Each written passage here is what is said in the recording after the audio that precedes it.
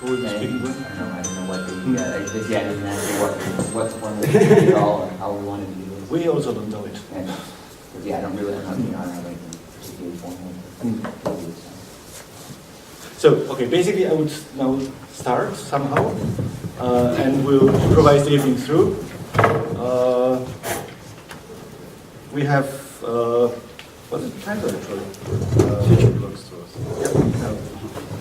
So basically we'll be talking today about the question of possibilities and impossibilities of writing and discussing utopias.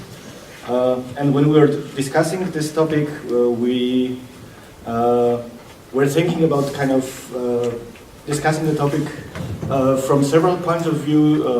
Basically, we have Peter, who wrote a book called For Futures, Future After Capitalism? Life After Capitalism, which is kind of describing for possible futures and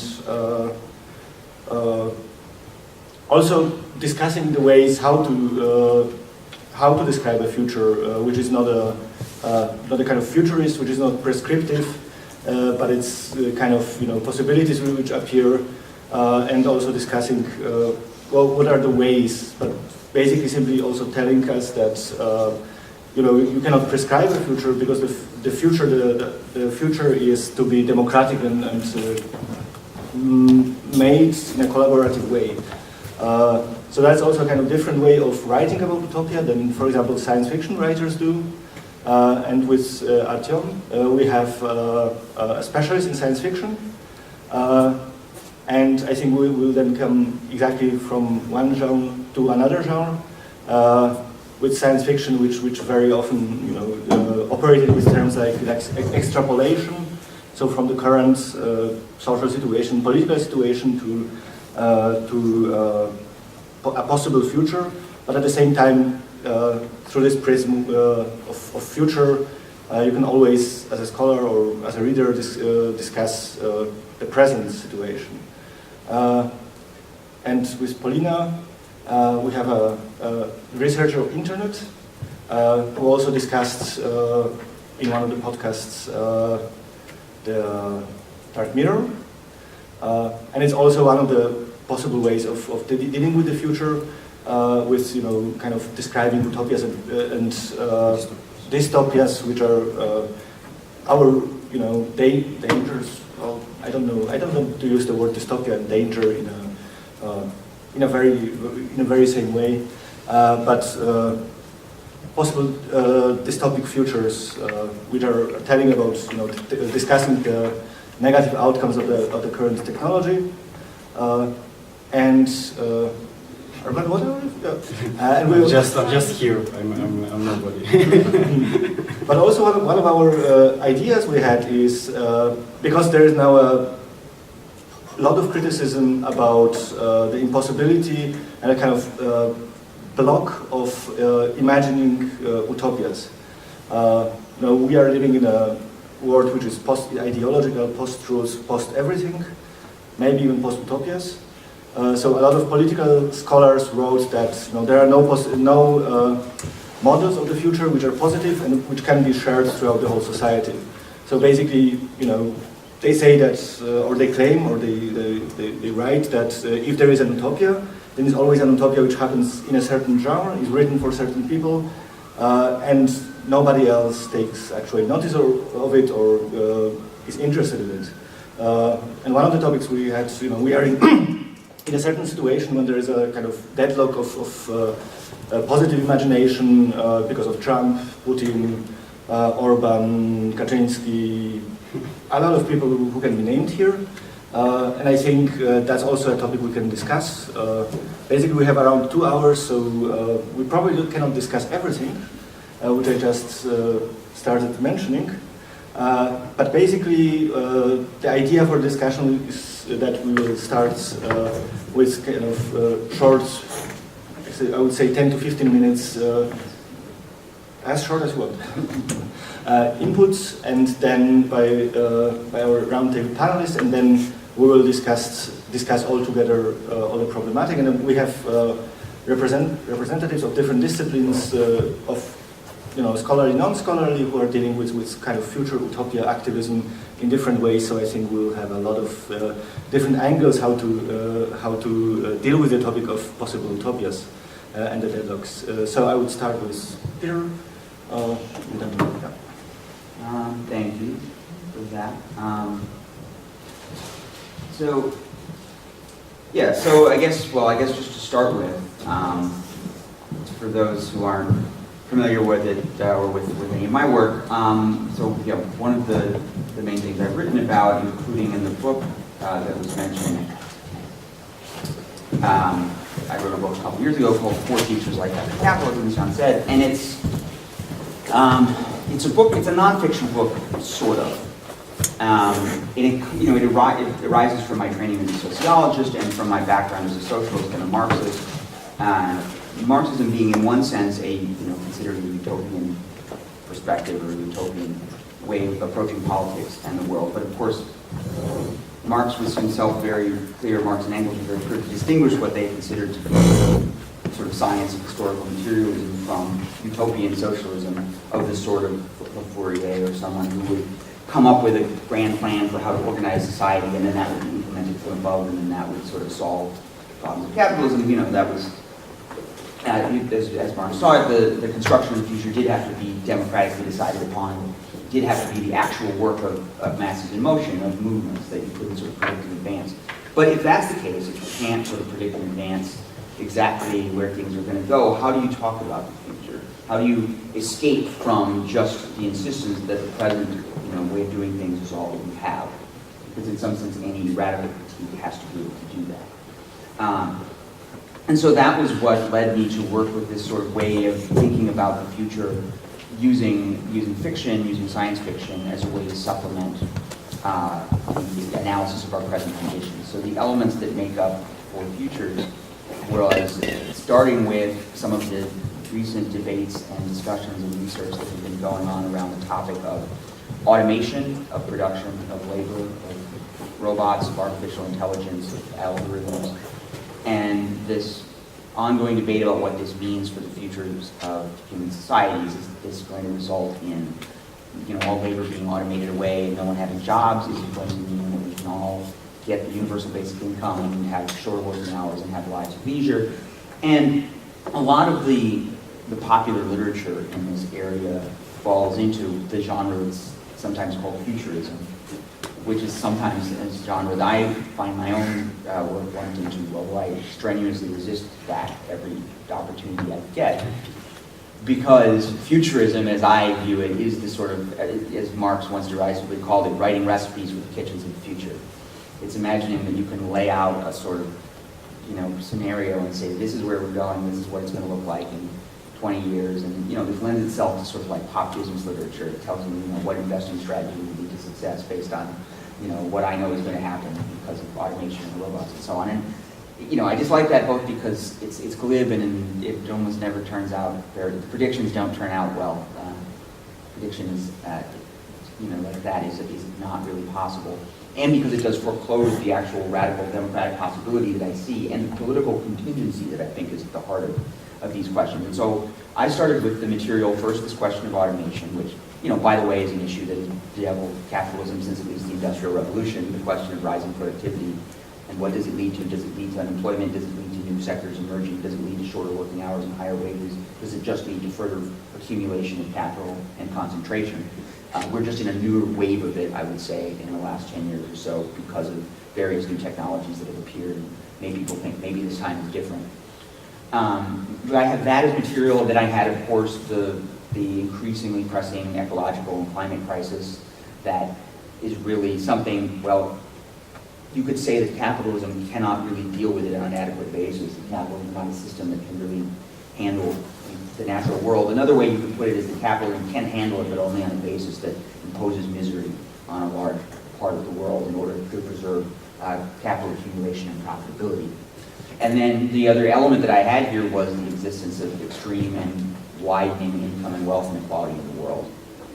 And how is that going to play out if automation is a thing that's happening, if, as is the case, climate change is worsening day by day.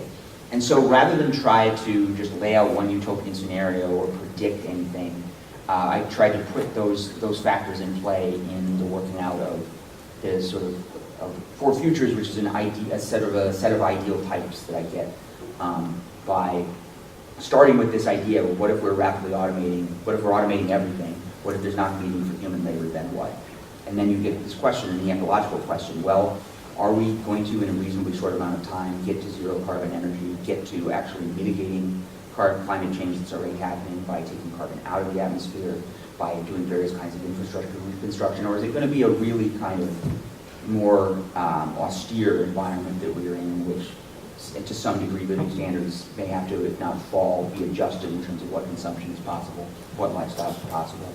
And then that interacts with this question of this massively unequal world that we're in. Is there going to be a move back towards greater equality? Are we going to figure out what we do or don't have to do on the ecological question or about automation as a sort of democratically decided egalitarian thing? Or is it going to be that the elites take what they can for themselves and then leave the rest of us?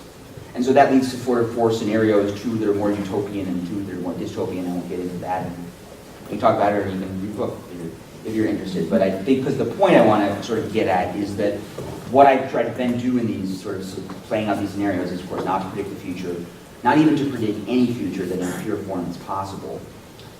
It's also utopian in the etymological sense of no place, in the sense that these are what the sociologist Max Weber called ideal types. They're distillations of elements really of our present, because all science fiction is about our present, and then concentrating them, whether it's concentrating the possibility of liberating us from labor through technology, whether it's concentrating the possibility that ecological crisis will lead to the rich increasingly hiding from the poor and repressing the now superfluous labor of the masses. Each of the scenarios I play out just sort of picks out one of these elements and uses science fictional references to and sort of scenes from science fiction as a way to sort of illustrate what is essentially something that's written in a sort of non-fictional voice and using non-fictional empirical materials.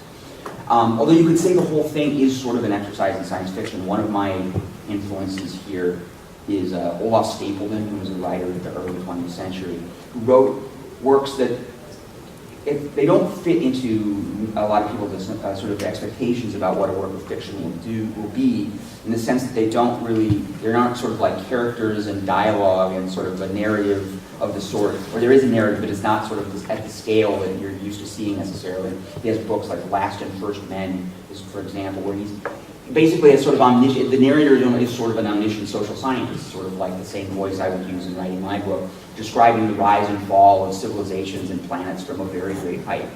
So that it's all fictional, of course, but it's sort of fictional nonfiction. It's written in the style of a history of the universe, in a sense, rather than telling the story of characters or a particular short period of time. So in a sense, you could say that my sort of what I tried to do was a work like that. It's just that unlike Stapledon, I sort of let the scenes show in terms of putting the non-fictional and empirical and research material in there and sort of present, so that the reader can then follow back my more fantastical musings to the present that we're in, and then try to use that to connect these more sort of speculative moves to what I see as pressing political issues, whether it is how we're going to handle the climate crisis, or how pervasive intellectual property regimes lock away access to knowledge and other things that could otherwise be freely distributed. This is another big theme in my book.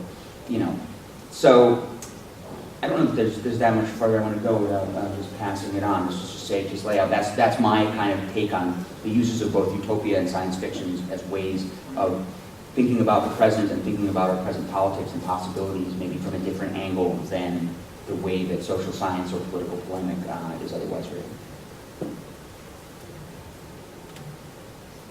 So basically, I want to continue with Artem. Yes. So at this school, the decolonization of the imagination. So I was in the science fiction group, and so Peter was with us, and he also gave this wonderful presentation of his ideas. And after the presentation, there was this very thought-inspiring discussion. And so one of the points of the discussion was that I think that the ideas that Peter so wonderfully presented could be, kind of extended to the limits that there are different alternative modernities, there are different geographical landscapes.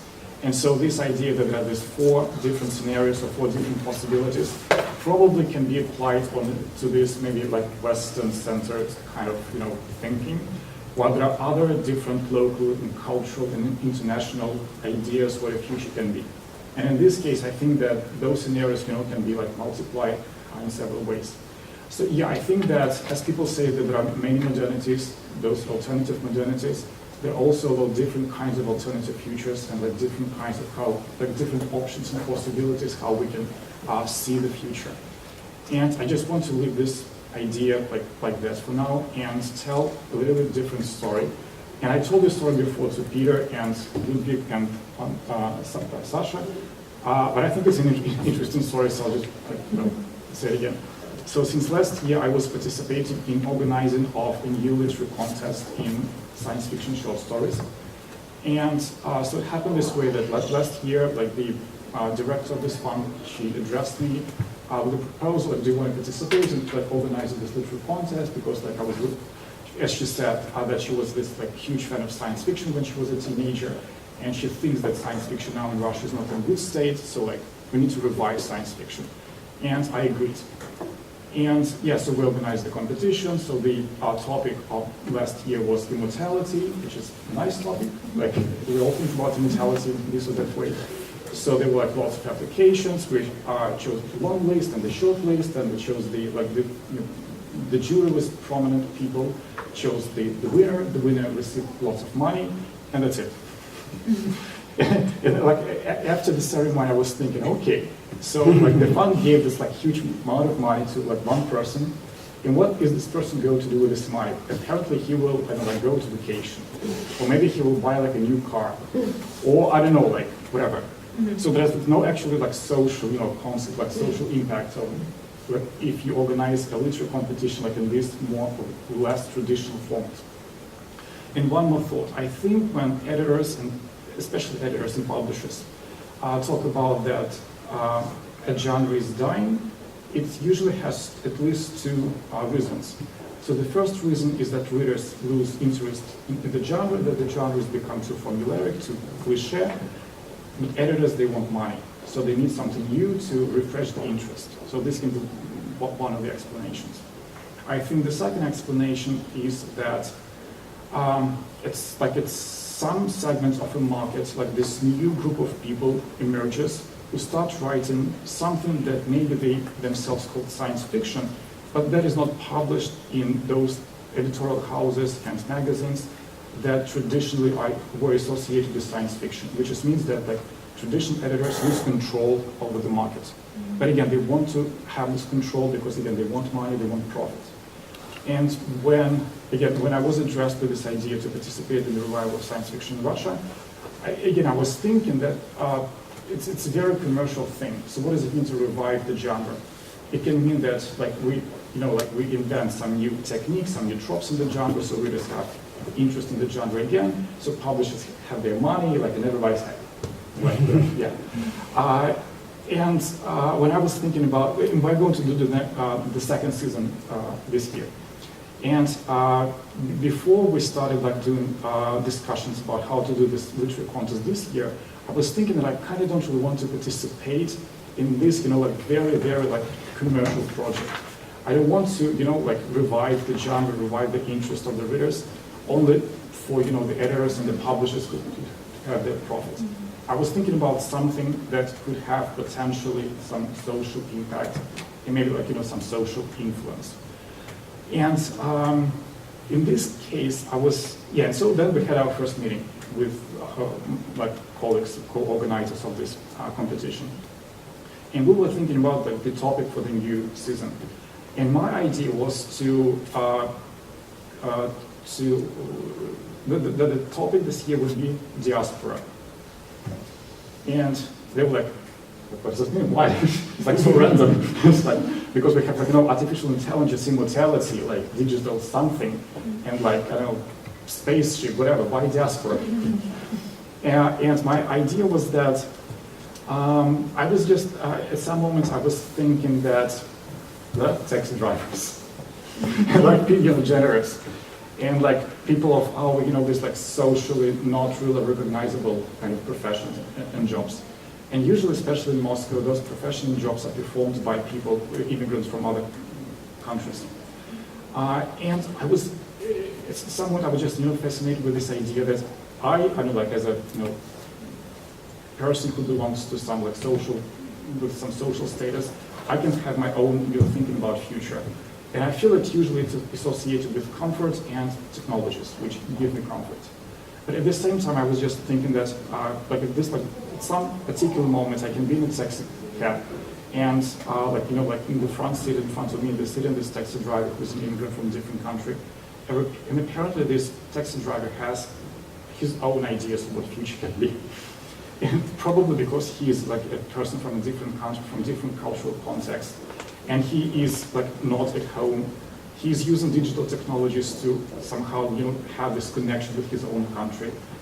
On the one hand, and on the other hand, he is using those technologies to create his own social and cultural identity by creating different pieces of like culture. I don't want to call it art, because again, the word art, I think it's very commercial, but sort of culture to connect with people like himself, who are also in Moscow, and also to connect with people who left at home. And I don't really know, but I'm absolutely sure that his idea of what future can be is totally different from my own perspective of the future. And I was so fascinated with like we're almost like in the same physical space, like we occupy the same physical location, like we're in the same car. But our ideas of the future maybe can be absolutely different. And this is actually fascinating, and this is so interesting to research and just to look at. And after I had this idea, I just Googled, and I was trying to find scientific articles about culture of like immigrants from Tajikistan, for example, who are living in Moscow, and I couldn't.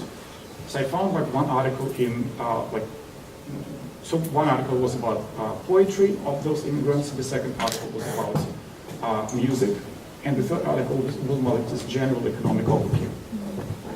So apparently, researchers don't have that much interest in this, not a problem, but this situation, which is also an interesting thing to ponder. And so that was the reason why I offered the topic diaspora for the next year, because I think that would be so great, to inspire people who plan to write science fiction and who probably would plan to apply to this competition in terms of, what are those different, not just different scenarios of the future, whether it's capitalist or socialist or like whatever, but just explore different possibilities how to think about future in terms of different cultural contexts. Okay, so I pronounced this idea, and my colleague, who is a literary critic, like a professional literary critic, he said, no, Russian writers would never do that. And he's like, why? He said, no, like you need to do research to do that. But writers, they have to do research. Like writer who is writing historical novel, he has to do some research. Like, no, Russian writers wouldn't do that. Okay. Yeah, so we decided not to do diaspora this year, like somewhere in the future, I hope. But still, I think it's a very interesting situation. But don't you think that like that theme of diaspora is captured in other science fiction, but through a more like through other channels, not like directly talking about it, but I'm thinking like Octavia Butler, to me, like Xenogenesis feels like this is a very allegorical about like diaspora, so it doesn't need to be specifically about it, kind of be right. Yeah, this is a very driver, but like this is a very interesting thing to say. So one of the other things that we were discussing at the school was Afrofuturism, right? And also, it's interesting that Afrofuturism, there are almost no translations of Afrofuturistic novels or like short stories in Russian. So they've only maybe like one or two. And I think that also that would be a very interesting thing, to discuss maybe like in format of like science fiction book clubs or whatever, when you can offer this one of the Afrofuturist science fiction novels and discuss it in terms of like how like the writer who is maybe like a black person or Caribbean person or like any other kind of person sees his or her like perspective on the future. but also what does this perspective, how this perspective can be applied to us without the social and cultural experience. And actually, this is one of the things that we were doing at the school. So we were reading this interesting Afrofuturist writer from Nigeria, Nadia Korafor.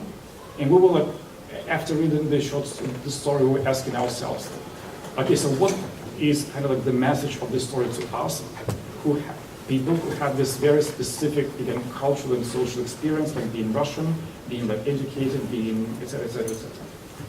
Like whether it's like, can we believe in this in the scenario that she's offering?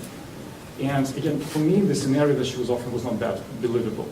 But and this is also an interesting thing to discuss. Yes, I think that like one of the important ideas is that there are many futures, like many possibilities how to think about future, not in these direct scenarios, but just like finding new ways. And my last thought is that, again, when we talk about science fiction, when we talk about future, we usually think in terms of technologies, but I feel like it's more productive to think in terms of systems, because technologies are only this part of bigger systems that, kind of like is the world and is the society, I guess. So it would be, just wonderful if science fiction writers, especially in Russia, start thinking about how to explore and how to do research. Not just usually it happens like, so right, he or she looks through this like scientific magazine, sees the last inventions, and writes a story about this kind of new invention. And this is like this is a design fiction basically. What I'm thinking about is that, there are so many interesting research happening like in different fields like sociology, anthropology, cultural studies, like et cetera, and like so many questions are being posited in those different branches of research.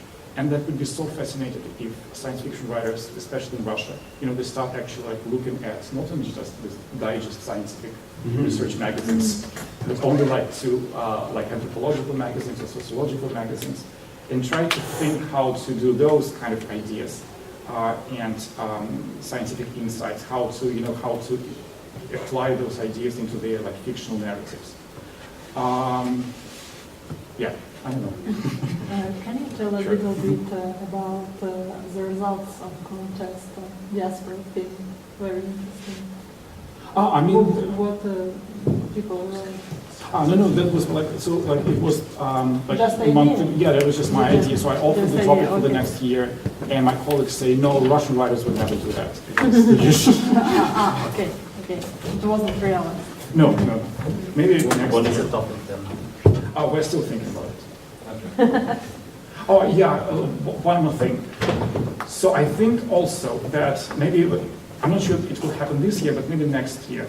So I think that this idea of thinking about different possibilities for how to think about future, also the idea of innovation, not only like technological innovation, artistic innovation, like intellectual innovation, they are very strongly connected to creative writing.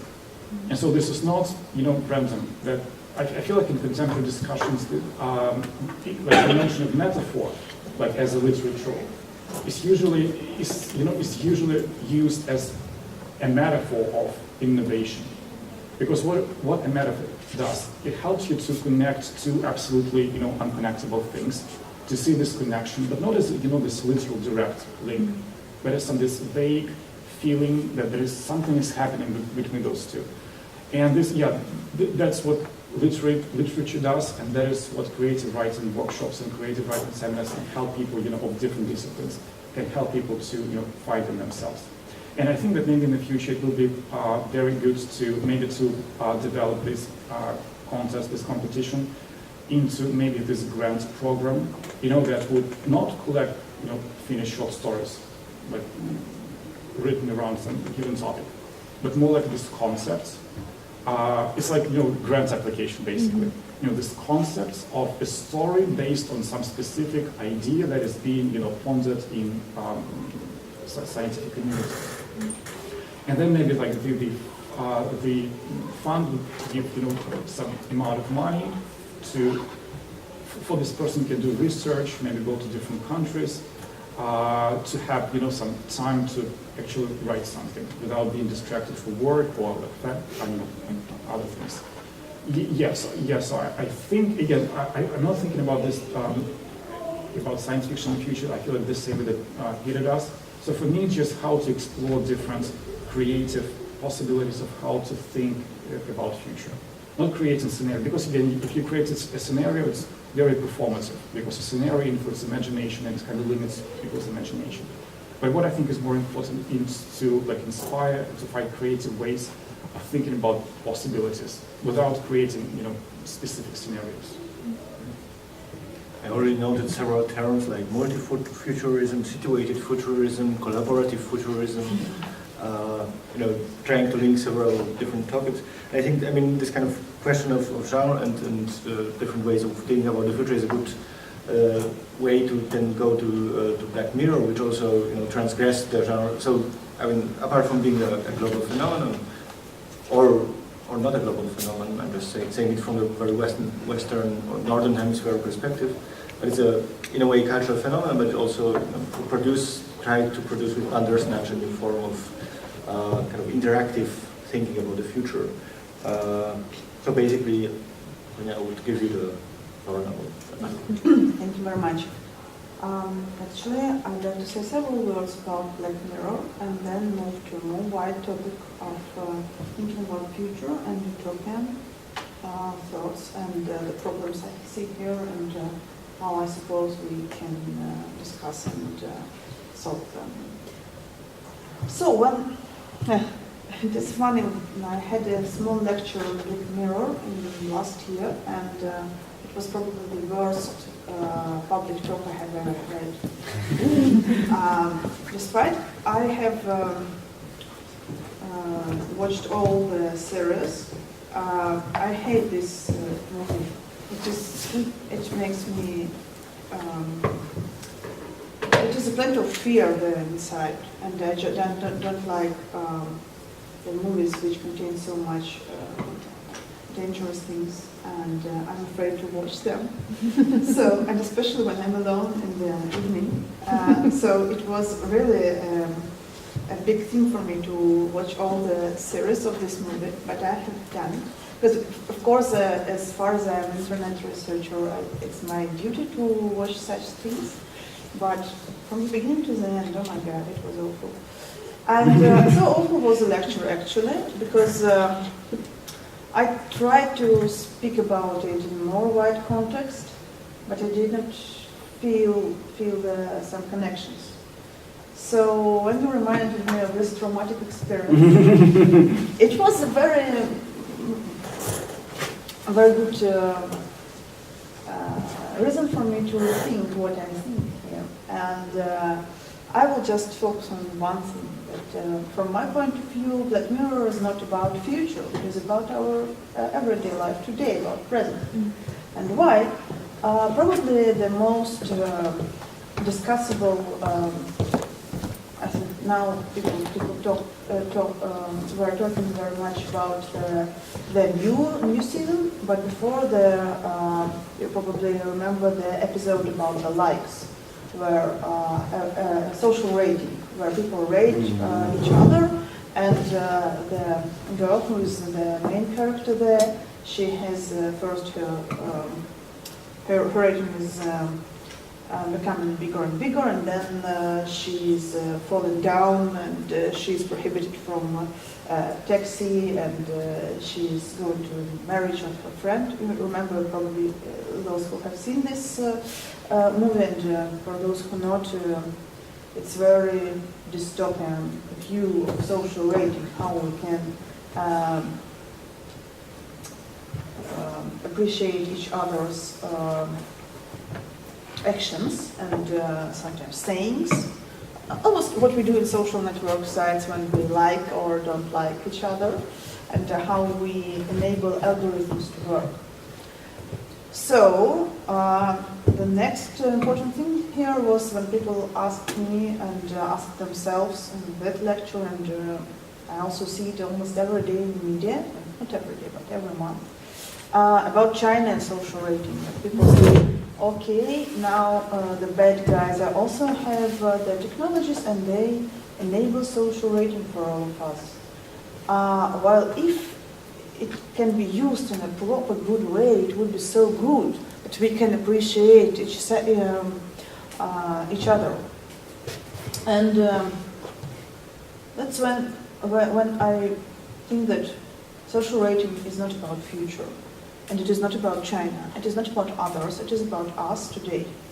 And all the ideas that it is the bad things which happen with bad guys in authoritarian regimes, and we are good ones, and we don't destroy each other by social rating, by making information bubbles, by saying that here are we who are good and decolonizing, and they are there, and they are others. They are colonists, or they are those who believe in colonization. It is what we do every day. Therefore, I don't believe that mirror is more about future than about present. It is very conservative. It is very scary, by the way. Yes, and it is about fear for future. And the good question here is, why do we feel this fear about future? And so I asked myself why Jan and Felix invited me to talk about the future. Because I'm dealing with technology. And technology is the theme which encompasses the idea of modernity, of past, present, and future. If we think about our everyday life, not so much things encompass this idea of past, now, and further. Actually, in your everyday life, there are plenty of things which repeat every day, and they are the same. There is no future in them. You drink your morning coffee, you go to your, probably in university, it is also some from the first to the fifth grade year. But if you work just in an office, you have your everyday life, you don't have any future, just your age and all these things which are very, not the things people think about every day. But when you take your smartphone, you think about which smartphone it is, and it reminds you of you had some other technologies before. Technology have history. History is encompassed there. It has, they have global history. I mean, I have iPhone, and it is the same iPhone each person who has iPhone has. We are connected globally. This is the global technology and the global history. And you have also not so much things in your everyday life which belong to global history, and about which you can say that they are a part of your past, present, or future. So, this is probably the good thing about technology, because it is what can unify us. The bad thing is that it is about capitalism. So iPhone is a big corporation, and this global future is corporate future.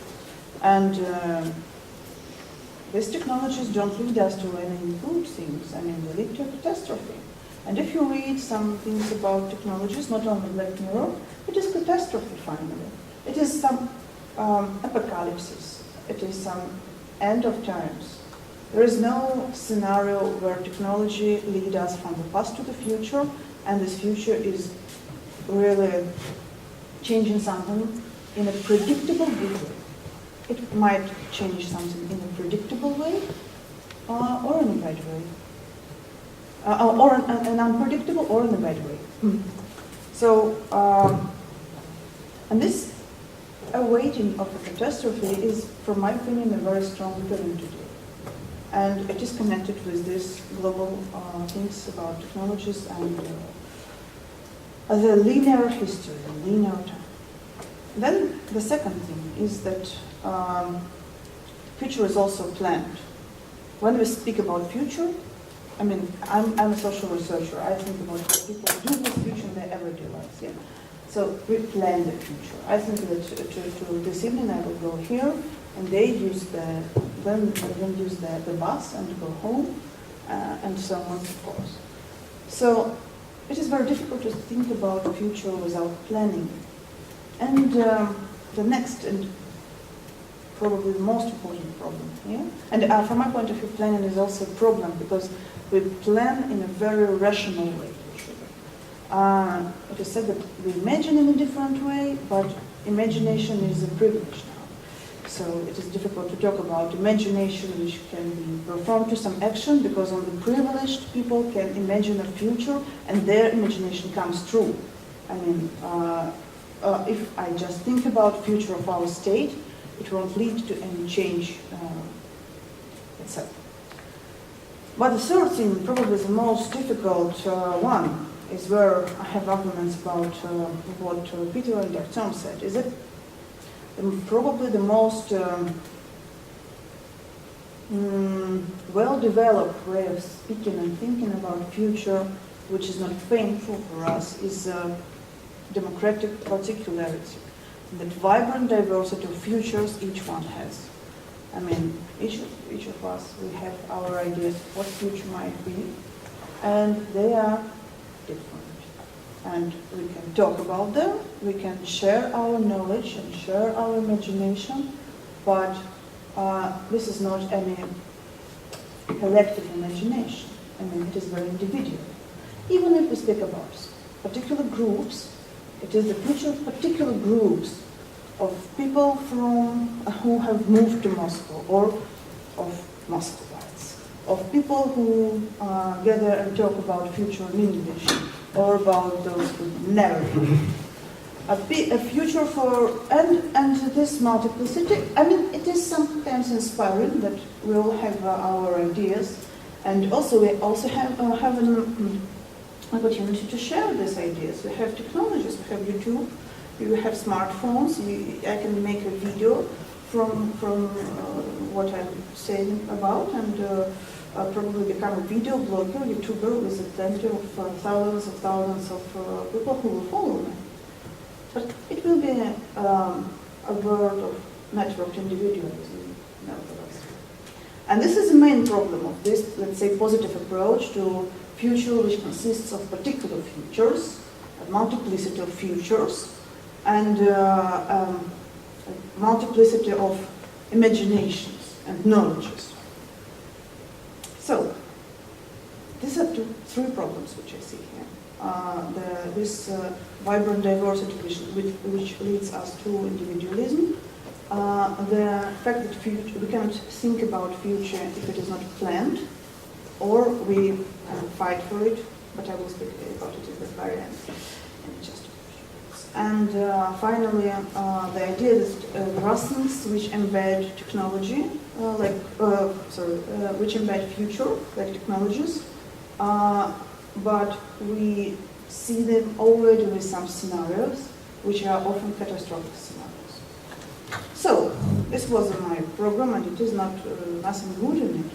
But you invited me to talk about future, and you expect me to speak about some more optimistic thing, I suppose.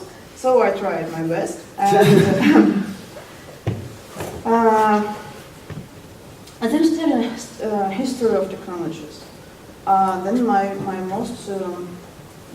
key topic is speaking about alternative technologies and alternative ideas of what technology might be.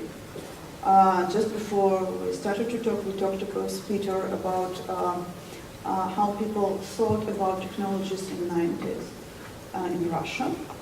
There were plenty of people of teachers from schools and universities, and for them the main metaphor for technology was pedagogical one, that we can learn and be learned by our technical environment. And this is interesting. I mean, we don't usually think about ourselves as users. I use the smartphone, I use the pen. I don't teach, I don't learn from it. And some changes of metaphors and interest towards what people thought about technologies in the past. I'm biased, I speak mostly about technology, sorry. Might lead us to different scenarios in future. Because when we change, for example, one basic metaphor about how we talk about technology, for example, about love, about sex, about education, we cannot predict the results. Probably it will lead to something, probably not. But we can at least think about it because we know the context of that future, of that past. I mean, the Soviet modernity project was different from what modernity project we're having now in capitalism here. So we can borrow some things from there to here. opportunity. It might lead to very bad consequences, but we might use it, at least we might think about it.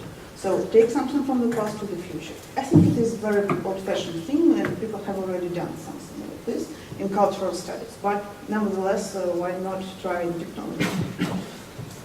And the final thing is why we're here. We're sharing knowledge. We're sharing our knowledge and our ideas about what the future might look like. What do we think about it? And here we construct some collective identity, which might, provoke some new understandings and new knowledge. But the problem here is that other people already do it too, and they have already done it, sometimes better. And here I return to what Jan said about right conservative populism, because what they do is make America great again. Isn't it so far from what I have said about borrowing the old metaphors of technology from the past and bringing them to future? I think Trump doesn't think about technologies, but nevertheless, this idea that we will find something in the past which can bring us together is, it is a way which is known by other people. So my last idea, and most optimistic one, of course, is that we don't look at it we don't look at it as it is a conflict, because it is really a conflict about how we take parts of the past and make up our future from it. We think that there is a multiplicity where the variety of futures can, like a puzzle, create one big and beautiful, colorful picture of what it might be. But I suppose that it won't turn into anything good if we use this way of just thinking that they're not controversial, that there are futures which don't go into conflict with each other. I think that what is the most useful problem to think about the future is not to find some common things. I think we're unable to do it, even despite of we like the futures of each other. But to find conflicts, things where we share one understanding of what the future might consist of, what we disagree about, to what it would lead. And here the new constitutions and new collective identities might arise. It will be painful, and we won't like to watch it, like I don't like to watch Black Mirror. But it probably can lead us to some common understanding of what it might be. Thanks. And then I would probably continue with technology, Armen, and the Deleuzian perspective, I suppose. Thanks. No, Deleuzian perspective. Sorry, because my input is going to be more messy than previous ones, but and I'm here as an organizer of one of the organizers of Decolonizing Imagination School. So I'm going to talk a bit about that, because the whole idea of the school, or at least the topic which brought together all the different, cyber feminism, different topics and research areas such as cyber feminism, science fiction, anthropology, various kinds of anthropology, and so on, it's all brought together around the topic of decolonizing imagination, and we borrowed this term as I thought that we borrowed this term from Eduardo Village de Castro's book Cannibal Metaphysics, in which he speaks about anthropology as this discipline, as the theory, practice of decolonizing thought, but now when I tried to find this quote in his book, I couldn't do it. So probably it's either the problem of Russian translation or of imagination. Yes, and so the idea of the school was to deal with imagination as some kind of resource for like social creativity, for imagining things differently, for imagining like economic structures and social structures, and I don't know, gender relations in society in a different way, and whether like science fiction and science fiction discourse, or I don't know, anthropological discourse can provide us these images of different social relations, different social structures that we can use, we can borrow for our political imagination and so on. And that's why this discussion in a very proper way concludes our school. And exactly like what we tried to focus in the description of this discussion was that of course, there is like an idea of like very popular idea of a blockage of the imagination, which is embodied in the notion of capitalist realism, like the condition of thinking, condition of thought in which we can't imagine any break from the capitalist system. But when we talked with Jan, just like randomly about the topic of imagination, decolonizing imagination and so on, imagining different futures, it was also interesting that, like, for example, in Russia, where like capitalism has neoliberalism has a very different face, there's another version of this kind of very pessimist, realist outlook, which is like in a way embodied in, I don't know, like, I don't know how to describe it. It's like, we can call it Putin realism, we can call it, I don't know, kind of post-Soviet realism, in which like the system that we have right now in Russia with a lot of, I don't know, oligarchs which concentrate all the goods and, I don't know, economic goods in Russia, which like have the great monopolist systems like, I don't know, Yandex and so on, technological systems which also kind of have a very big share in national economy and so on, and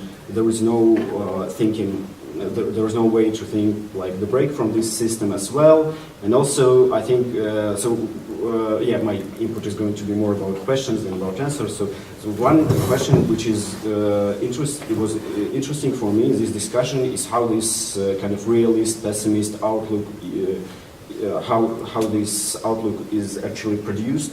Because the old Marxist way of speaking about capitalism and why capitalism presents itself as nature and as something that cannot be, that doesn't have any alternatives, which actually is nature, is through like notion of ideology. So Marxist thinking conceptualize this realism as kind of ideology produced by capitalist culture and so on. But the interesting question is how this realism is produced in Russia, for example, like, I don't know, in phrases like how this realism is actually, I don't know, for example, can be exemplified through, I don't know, the very specific Russian group of scholars called politologists, like the very interesting scientific, quasi-scientific field which emerged here in the 90s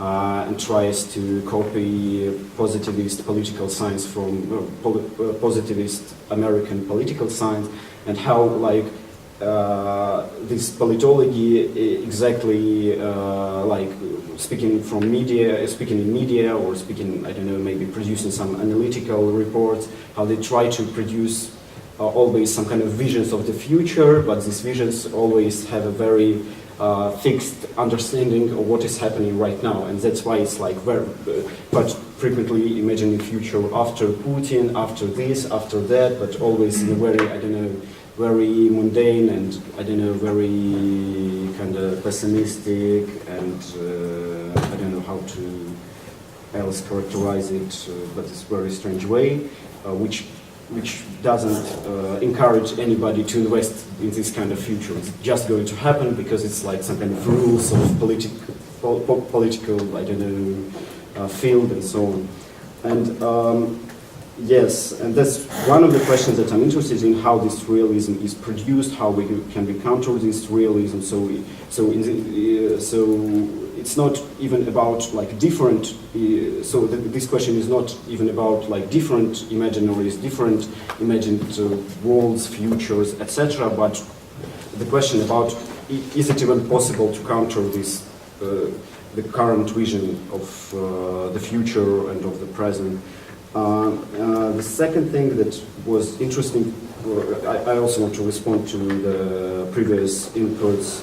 The other thing that interested me is Peter's, when Peter was speaking about how his book doesn't imagine like utopia or dystopia, but actually try to present some kind of ideal types, and how Peter said that Marxist thinking, and actually, yeah, Marx thinking was counter-utopian in the sense in which he was, like Marxism was alternative to utopia socialism thinking, and that's an interesting thing because I was also thinking for the past few days about Marxist definition of human beings in a very popular quotation about like difference between architects and bees, that are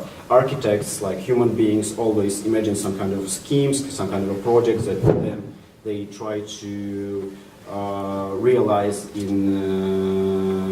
to bring in reality, and so the question is whether this kind of scheme, design, etc. is actually utopian, or should it be realist, and what actually defines it as utopian or realist, and so on. Because of course we realize that the plan that architecture has in mind is always different from what he actually produced. Yeah, and we of course can try to conceptualize through relations of actual and virtual from, for example, Deleuze and Guattari's work, but I don't want to go into that right now. But the thing is, yeah, what are the criteria for utopic or realist vision, and like, do we need to maintain this distinction actually, and so on. And also, yeah, I also remembered like yesterday's talk by Tim Ingold, which was, I don't know, 30-minute talk at the end because of all the technical difficulties. But yeah, and he said the interesting thing that designing and planning the future and trying to design the future is actually, in a sense, a oppressive thing, exactly because it's goes against the historical contingency and against the, I don't know, freedom of the people of the future generations that wants to, that may, that also need to imagine some other future. But I don't know how to deal with that, just putting this here. And the other thing that I was thinking about is the relation between utopic visions and technologies, because I think right now we live in a bunch of different dystopian narratives that was produced, I don't know, in the past already, and and these narratives are both real and imagined. Like, for example, of course, we all in a way live in Black Mirror, because we like every time that we use phones or, I don't know, Google, we imagine it as if this, I don't know, rating system from that episode of Black Mirror is already existing. So every time we like, we live both in this real and like actual and virtual worlds of contemporary technological, social technological infrastructure, and both imagined infrastructure. And the question is whether this has to do much with any technological developments, because as, I don't know, various thinkers have proclaimed, the technological development in last, I don't know, 10 or 20 years had more to do with producing different goods for consumption, such as, I don't know, iPhones or whatever, and not with producing some radical new technologies. And that's why, and most of dystopian narratives that we, for example, see in Black Mirror also has not much to do with technologies as such, but with different modes of control of different kinds of society, and also referring to Artem's suggestions that we have to not to imagine technologies, but to imagine different systems. So it has more to do with various social structures, oppressive structures, and so on, for which we don't need like some radically new technologies. It can be like, it can exist right now.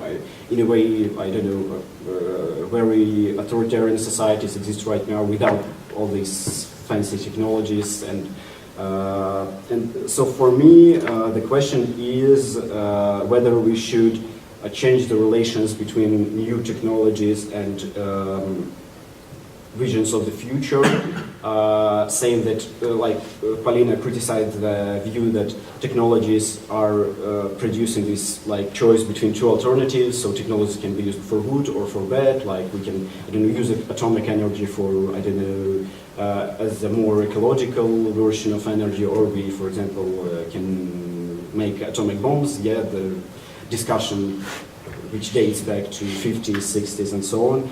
But so the question is whether whether technologies produce these visions, or on the opposite, different visions of the future produce the technologies. And also, as we know from various social studies of technologies, the implementation of any technologies needs a huge change in social infrastructure, social structures. To use like basically any new technologies, we need to change the society completely, and also to imagine new technologies, we need to imagine new kind of societies.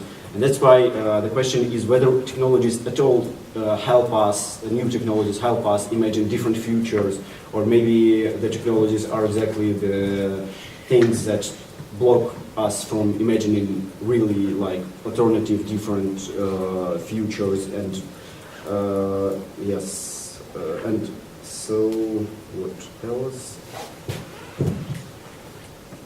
Yeah, I think that's kind of everything that I had to say. Yeah, so two questions that I had. First about utopian and realist outlooks, whether there is like difference between them and whether we should maintain this difference. And the second question, I had three questions, or whatever. Second question about relation between technologies and visions of the future, whether they produce each other or they are co-produced, and so on. And also, yeah, the last thing is that, yeah, technologies also seem as, and here I refer to yesterday's presentation of results of group work of our school, in which there was a fascinating presentation by Anthropology of Electrocommunication Group, in which they spoke about how in 19th century emergence of various electrocommunication devices kind of stimulated imagination of different groups of different social groups of, I don't know, writers of pulp fiction kind of thing, and of, I don't know, scientists, of political thinkers, and so on. And that's why I thought that maybe we should think about technologies, maybe we should just abandon thinking about technologies as anything like connected with the real world or the real technologies, how these technologies work, and so on. And maybe we should just think about technologies as this kind of mythological structure that produce various investments of social and political imagination, and that's why. And if we think about technologies in this way, the question is which are the technologies, and they don't have to be real, they may be imaginary technologies, which are the technologies or technological like images that can help us invest in new ideas of various political futures, egalitarian futures, democratic futures, and so on. So, and this question has a kind of a presupposition that, like, contemporary technologies doesn't matter if they're real or not. For example, I don't know, contemporary communication technologies, they present us with this realist alternatives between two kinds of future, or maybe they don't even have like any alternatives. They just have this vision that somehow the future is going to be controlled. Every individual life is going to be controlled because we are linked through this like network of communication devices, and this network is going to go into our like houses, like with smart houses, smart homes, and so on and so on. And the question is whether like there are different technologies, different images of technologies which can help us imagine like different political structures, futures, etc. Yeah. So basically, I would say that the speakers have like, if they want 3 to maximum 5 minutes to respond, rather 3 than 5, and then we'll open the table at the round table. So do you want to start? Sure. Yeah, I'll just scattered, I guess. These are all very thanks all. Very excellent from very different perspectives. Input.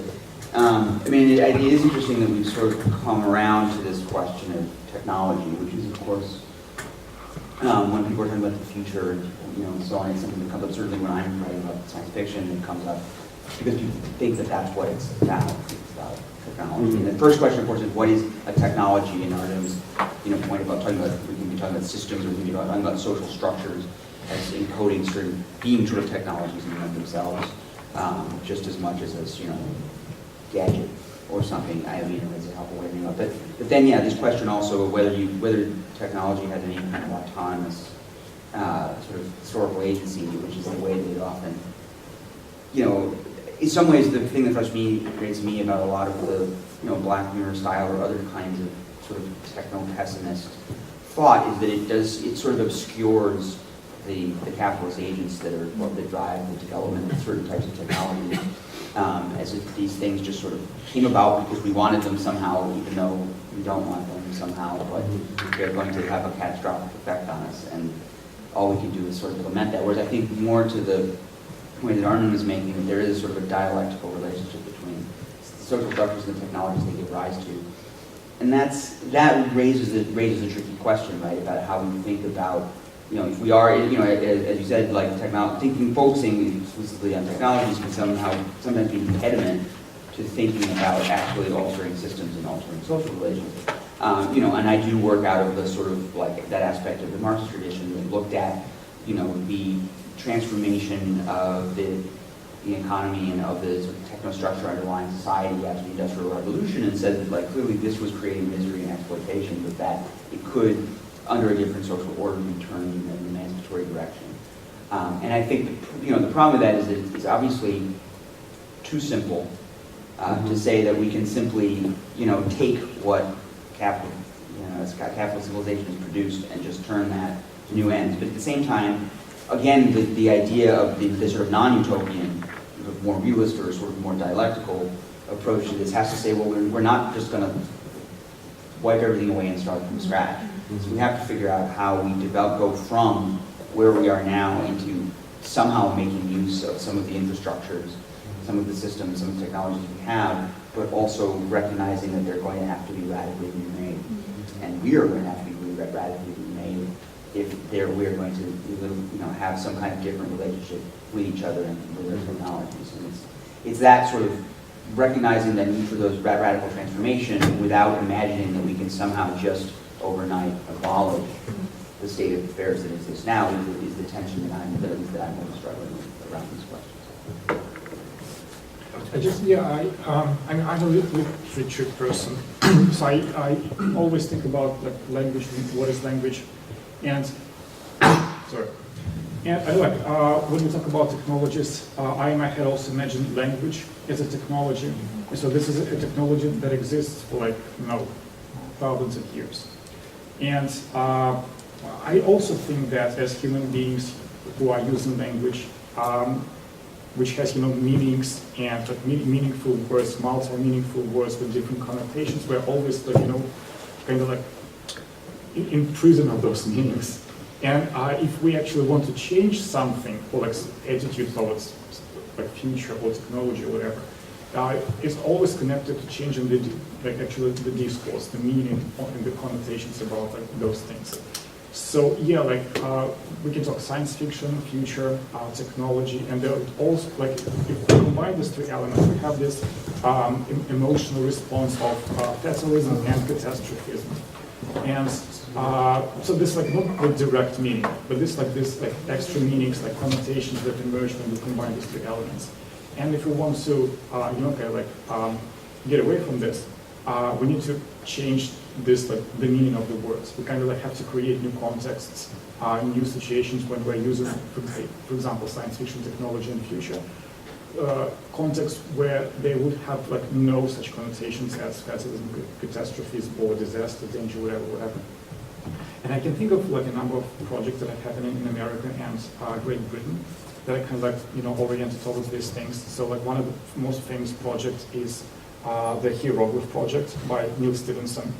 So his idea is that science fiction is very, dystopian. It describes a disaster right now. We have to change the attitude, so we have to change the narrative about the future and like the narrative that science fictionists are saying to us.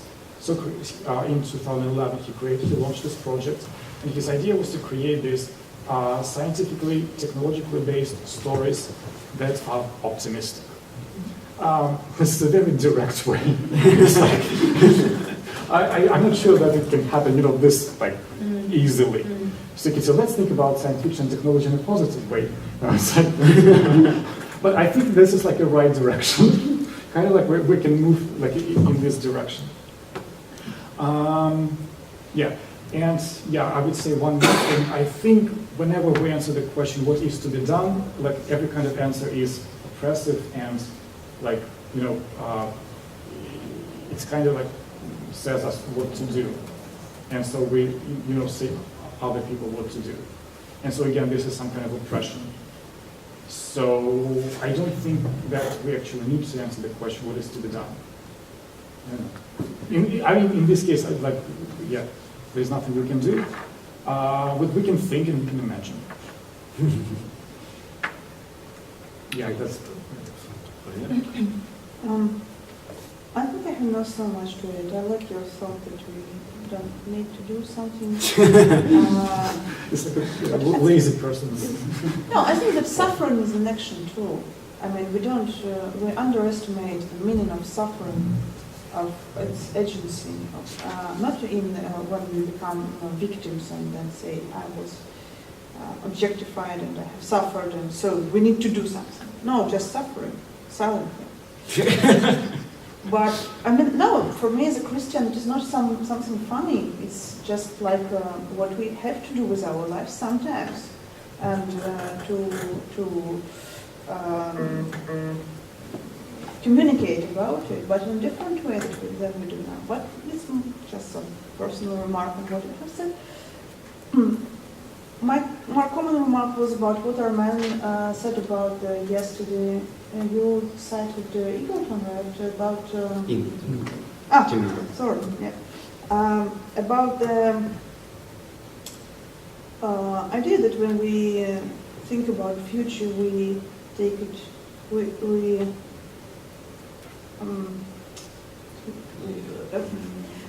take the future from the future generations. It's very interesting, and probably what we need to do sometimes is to decide whether we live in the dreams of the people from yesterday, and then probably our mission here is not to create future and to think about it even if we can't think, but to finish something. I mean, not to say something new, but to finish something which is going on with our old understanding of the world. And also, this is not an idea of some. I mean, it might be radical. It might be radical not to think about future, not to fight for future, but to fight for the good finish of what is of the present or of the past. I can't imagine how it might be, and that's what is intriguing. I mean, it is less predictable than future to deal in some of this. It's like a trick in the future. like the future things that we're going to think about it, but we're not going to think about it. So. Yeah, I mean, probably it is difficult not to think about it.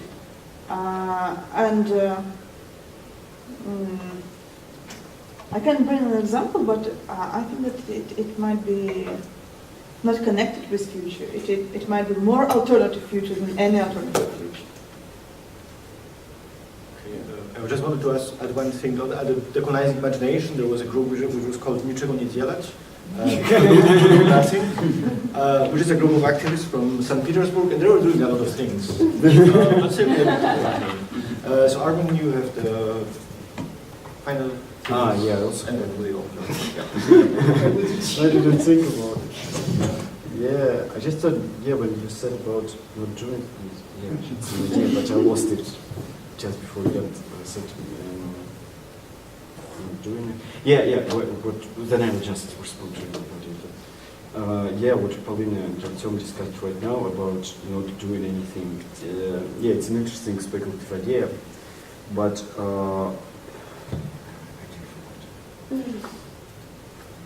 You can have your input later, then we can open the discussion, and at some point of time I will come back. Yeah, it's just. So basically now I can. Oh yeah. So If I may, I'm Peter. Basically a philosopher by training. I have some executive experience as an education manager, and for the last 2 months I've been involved in a group of Moscow-based architects working on a team, Cities of the Future, which is currently exhibited at the Moscow Museum of Architecture. The overall project is called New Element of Dwelling, Новый элемент поселения. So, what comes from my experience as executive and as a rank and file member of this architect group. First idea, and please forgive me for presenting my ideas in terms of outright oppositions. I understand more or less clearly that the language of binary oppositions is not quite relevant, but nevertheless. First idea is a kind of aesthetic approach to technology. I mean, currently architects and designers have in their display an overwhelming array of opportunities to design both exteriors and interiors. And in that kind of situation, they somehow go back to understand how their pen or pencil connects with a piece of paper and how they do a drawing in terms of, I mean, manual crafting of something. And I was deeply impressed with that, because sometimes when I was working with IT specialists, I got used to talking about technologies in rather so-called advanced manner. And in the architectural community, technology is still much about drawing with your hand something, doing crafting things in a manual way. Well, second idea concerns more with my experience as an education manager, and that is the idea of future brokerage. But some people love and like to talk about blockage of future, but I would, instead of it, stress the idea of future as the brokering of future. I mean, when you have to move your idea through the levels of some bureaucratic structures, you're quite often presented with the understanding that something is outright impossible in the current condition. But actually, when you have enough eager, and when you have a group of people who can share with you some common understanding of the necessity of this or that particular education experiment, then the whole thing is not about talking how something should not be done, как ничего не делать. It's more about brokering innovations, brokering the future, finding your way through the porous environment of national and supranational bureaucracies like World Bank or International Monetary Fund and some others. And that image of the future and present as a porous entity with some distributed locations of power and distributed locations of powerless as well is very important for me, not as an executive, but also as a philosopher. I'm still a philosopher, only a philosopher by training as well. And the last idea is is more connected with that specific discussion. I think it is sometimes important to distinguish between technologies and interfaces. And sometimes, I'm currently working as a teacher. I've decided to go back to school. No, as a teacher, I mean to work with kids of 10 or 12-year-old. And what I see there is that we're kind of doing a lip service to the idea of technologically advanced futures, not seeing how often new interfaces are hiding very old technologies. And on the contrary, how often new technologies are wrapped with old interfaces. And for me, it's quite important, not for the specific professional practices, but in general for policies and discourses of the future. Yeah, just to follow up, I think there's some resonance with what you were just saying. On the point of the interface, like one, I think, important point that the design theorist Brent Bratton always talks about is like the interface doesn't just give you the access to a system, it narrates the meaning of that access, which strikes me as a really interesting way that, like, I mean, he doesn't do this, but I think like literature could really have some impact within the technological sphere, provided it could think of itself in terms of reverse engineering. Like, what would it mean to design the interface around the narrative you want to create rather than the system you want to give access to? Do you know what I'm saying? Like, to approach it in a different way. And the second point that struck me is like just hearing the way futurity is being dealt with, like how we're not really talking about the category of finance and how that restructures time in itself, which is where the future precedes the present. And that strikes me as something that I just was curious if people who are more, have more sort of training and in-depth knowledge of like Marxian theory have adapted this new temporality to that legacy, let's say. Where obviously labor power is losing power as a point of leverage in many cases, not all cases, to finance power. And given this new structure of time, because productive time could be described as this kind of linear, like past, present, future, but finance restructures time. And if there is a way to imagine appropriating, you know, like you were saying about evaluating the technological landscape we have, like the materials we have at hand, and imagining their reappropriation, if time itself is a category that needs to be reappropriated and operationalized for the kinds of futures we want and not the kinds that are just banally speculated on for in a gambling sense of like hedging. Yeah. There is one example from history that I just really enjoy about how different technologies, you know, connect with absolutely unexpected things and like new things emerge. So we know this like romantic type of like literary writing. It's like a romantic poet. He's like a genie. He's like, you know, like he can write like, you know, the line just like he didn't like it. He would like folds the paper and throws it away. Like in which kind of technological situation this kind of like image of a romantic genius can emerge? Only in the situation where there's like a very well-developed production system of paper. Like you need lots of paper to do like to effect. You don't do it in parchment, yeah. Yeah, exactly. yeah, or like on this on the hide or something. Yeah, you need lots of paper to be a romantic genius. No one ever expected that paper would be used as this. I'm losing my English again. Sorry. Foundation form, like romantic genius to emerge, but still it happened. Romantic imagination. Again, there was this very famous formulation, not formulation, like an image of Coleridge, this romantic poet, that like, how does imagination work? So you're kind of like moving up some sort of tower. It's like this Gothic tower. It's very dark. It's almost ruins, and you cannot see clearly, but there's some lights and shadows. And like poetic imagination, there you can see something in those shadows, and then you like go up the tower and there's nothing. So that's it. So it's like creating something out of nothing. Yeah, but it's not like out of nothing. You have to have some sort of technology, some sort of environment. Like kind of like provide you with this opportunity.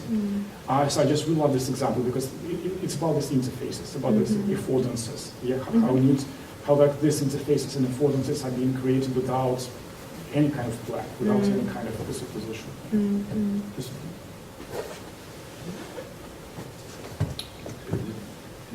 Yeah, I mean, I can speak, I guess, a little bit since we're sort of directing it at me. I think thinking about like finance and the future is quite interesting, and it relates to this question that Polina and some others have brought about how we're always, planning. All futures are planned. That doesn't mean the plans come about, but there always are plans. Armen mentioned, Marx and the architecture and bees and so on. And finance, I mean, of course, it has been transformed and has, globalized and become much more complex in this period of capitalism. Of course, there's always been a crucial financial component to how capitalism operates. And that component, I think, is very much, it gets to the very core of sort of capitalism's relationship to the future. Because on the one hand, yes, finance and sort of debt and that sort of thing are very much future-oriented constructs because they are speculations about a profit that is supposed to be realized in the future. And in fact, without that speculation, capitalism can't function because the whole system is predicated on the idea that the economy as a whole is going to produce an amount of stuff, goods and services and whatever, which will then bring back a greater value than the total value that was put into it. And the only way for that to be the case is that there's going to be growth and there's going to be more value in the future to pay back the loans that were taken out, to pay for the infrastructure that was built.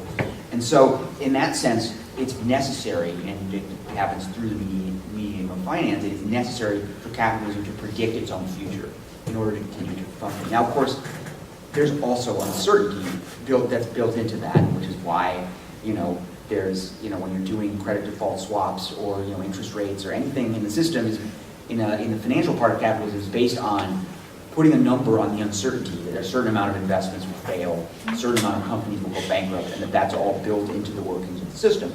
But what's not built into it, and can't be built into it, is in the 1920s, the Keynesian economist Frank Knight distinguished between uncertainty of that kind and what he called risk. Uncertainty is something you can put a number on. That there's, out of this portfolio of stocks, 80% of them will go up and 20% of them will go down. And as long as that's about what happens, then you can sort of hedge your bets and it will all work out. Risk is like an asteroid hit. It cannot be predicted. It cannot be accounted for. It is something that is threatens. That's a kind of unpredictable future that is inconsistent with the continued operation of capitalism. And I think when we're talking about technology, we're talking about social systems, we're talking about any radical change in the way we live. That is the kind of fundamental risk that would be incredibly disruptive.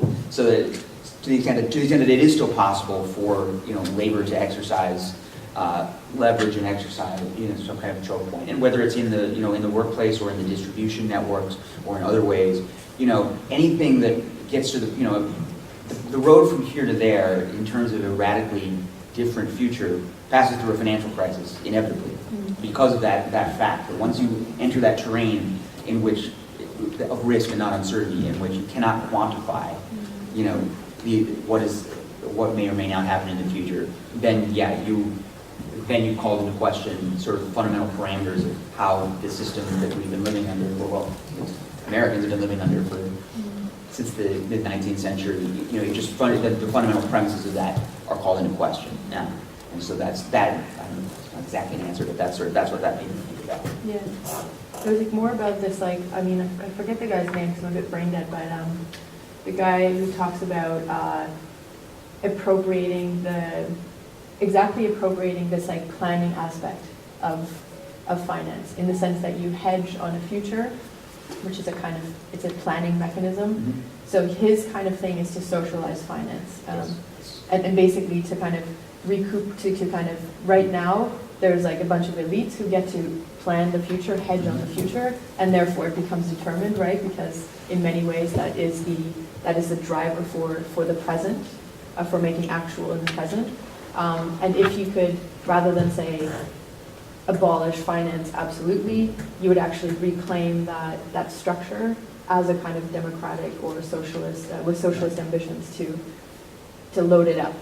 Which strikes me as a kind of more more interesting thought experiment than to just fall into the trap of being like, oh, banks are evil, like let's kill this thing. Yeah. Well, although, I mean, you're still talking about wiping out, not finance, but the people who currently control it and benefit from it, which is, from their perspective, the same thing. But you're right, that kind of... But as a technology, finance as a technology. As a technology, or I would say of it more as a point of control, right? So, the socialization of finance you're talking about is a sort of a market socialist idea that has gone around a lot. That is quite interesting because it sort of says, we're not necessarily talking about abolishing markets or abolishing private business.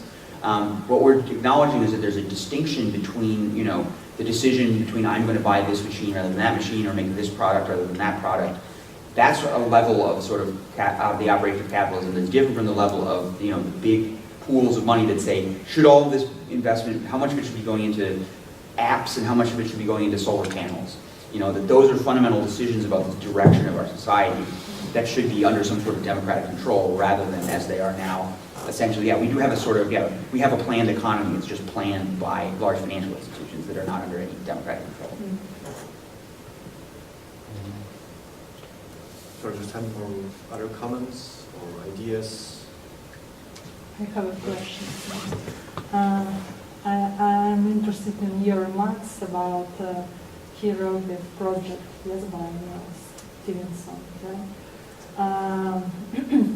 Because I also think that we have a lack of positive thinking about the future, especially on the level of cultural projects. I mean films, literature, and things like that. But maybe you can give examples of the following idea. Is there any dystopian visions of utopian society? I mean, it's not the paradox. For example, let's turn on our imagination, yes? Finally. We get a society where people have a good level of welfare, are pretty much happy, but this happiness can produce unpredictable consequences, even like depression or some other psychological problems, or maybe a version of manipulation of various kinds of people have a lot of time, what to do. They start to spoil life to each other. But all this happens in quite good social, political, and other conditions. Are there any books or other, or maybe even genres which describe this state of affairs? Because I don't know. I mean, cyberpunk, everything is bad. What about things like that? I feel like what you're describing is real life. No, not because true. it's like, I feel like it happened like from the mid-19th century when technology became available for different people of different social classes, and just many people, like trains, for example. So trains became this one of the first actually public technology that could be used by elite people from high classes to from lower classes. But at the same time, something just I randomly know that this different people were using traits. It's actually one of the things that caused the emergence of psychotherapy, like psychoanalytical therapy, because people were really afraid of those big, machines. They were feeling depressed. There was this new feeling of depression emerges because of trains. So people needed, somebody to talk to about this. And those could not be priests, because this is not the spiritual problem.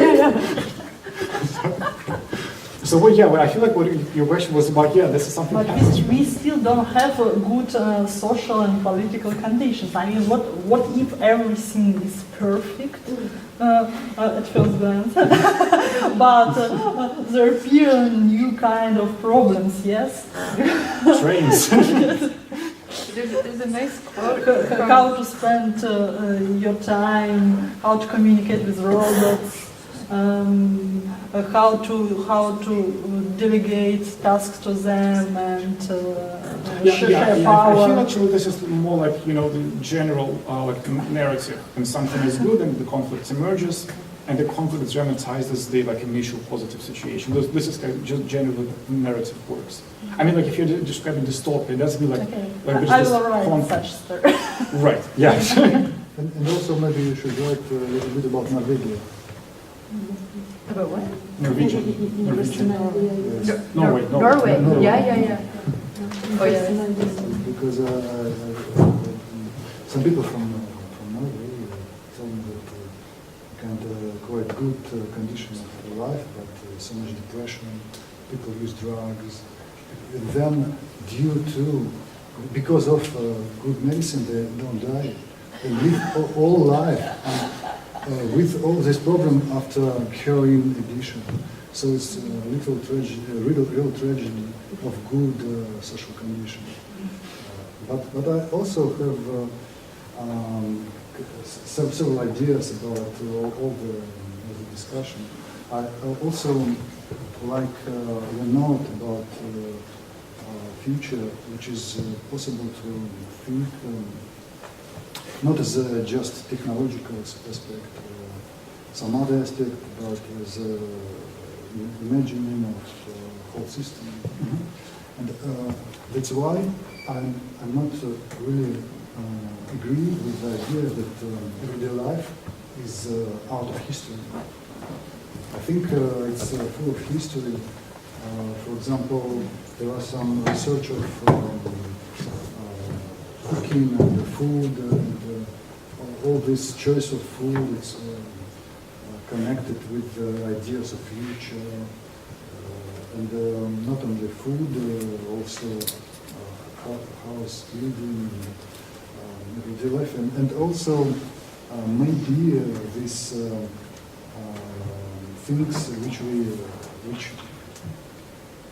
which consist of everyday life could be used as a resource of future. I try to explain my idea. I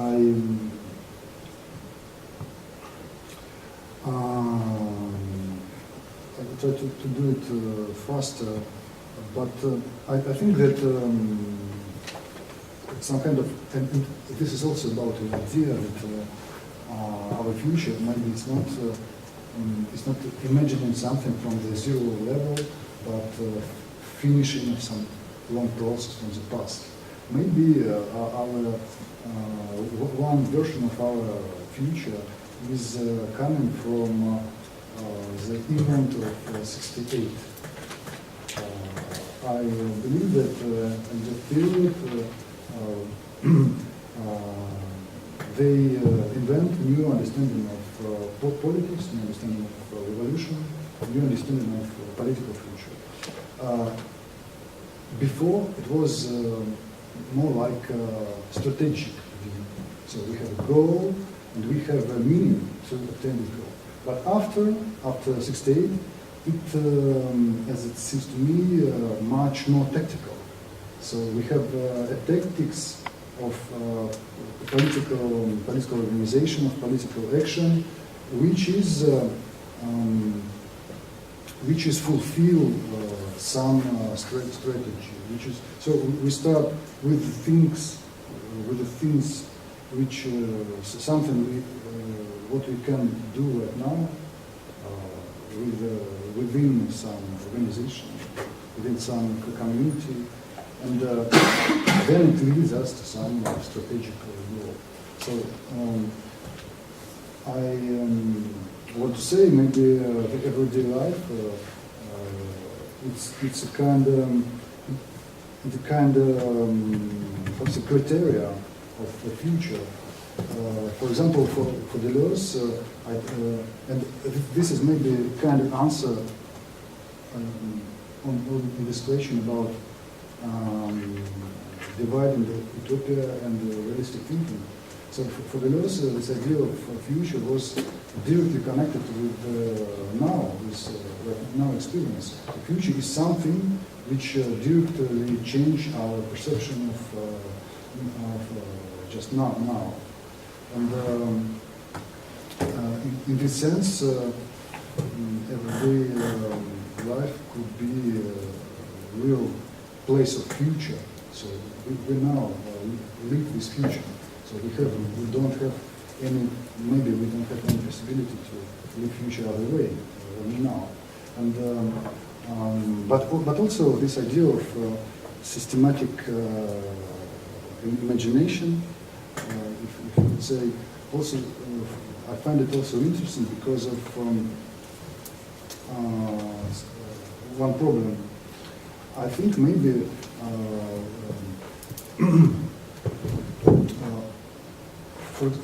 what is the problem?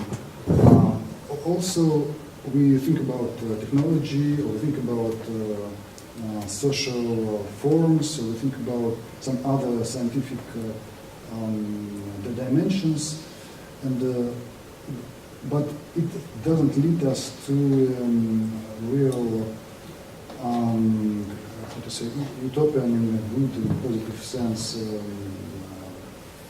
view, because it's too professionalized.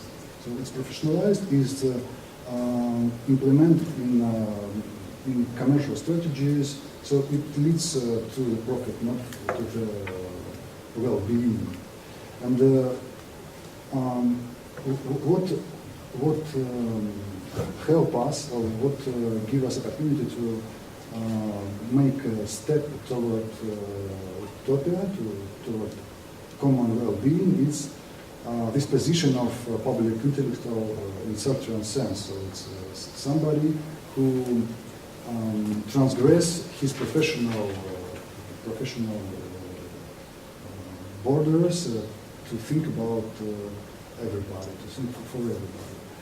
But on the other side, this sphere of the sphere also be professionalized.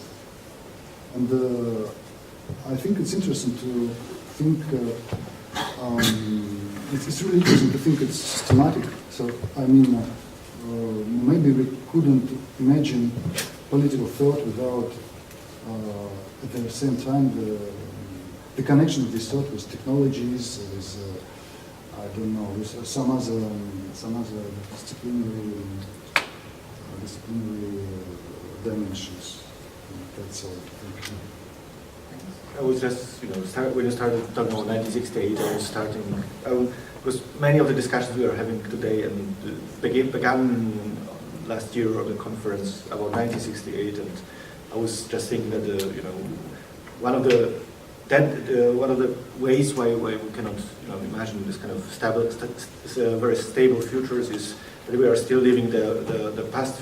The future imagined in 1968, which now basically everyone last year was being very depressed about, and we have to make something post 1968, 50 years after, so it's a good time for it. No,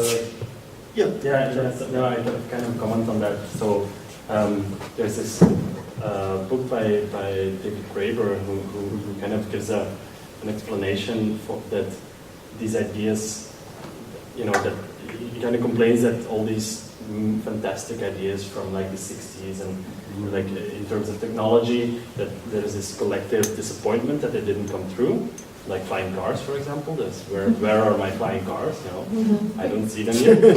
And so, but he states that it's because we got so good, or not only that, but one of the reasons is that we got so good at doing as if they are here. And so this is kind of like and so with like new like Photoshop and CGI effects and movies and superhero movies, and like it's here, like everything is here now, it's happening, but it's not. But we kind of get into this, and I kind of want to pick up on like the Black Mirror idea is that, I mean, it's true that a lot of science fiction nowadays is kind of dystopian and very, very tragic and very sad and very, we're all gonna die kind of vibe to it.